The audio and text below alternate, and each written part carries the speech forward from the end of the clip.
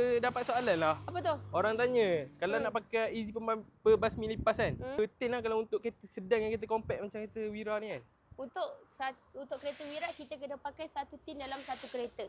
Untuk cara penggunaan pula, first kali korang hanya perlu start enjin kereta, hidupkan aircon, buka full volume blower, ambil tin easy ni goncang sikit, tekan button ni, biarkan selama 10 hingga 15 minit dekat dalam kereta. Lepas tu dah boleh bawa kereta macam biasa.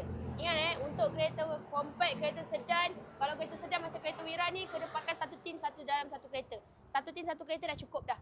Jangan pakai banyak-banyak, jangan membazir. Korang jangan membazir. Kalau korang ambil combo 2, combo 3, korang pakai satu tin je. Lagi 2 tin boleh pakai dalam rumah, boleh pakai untuk dari satu kereta.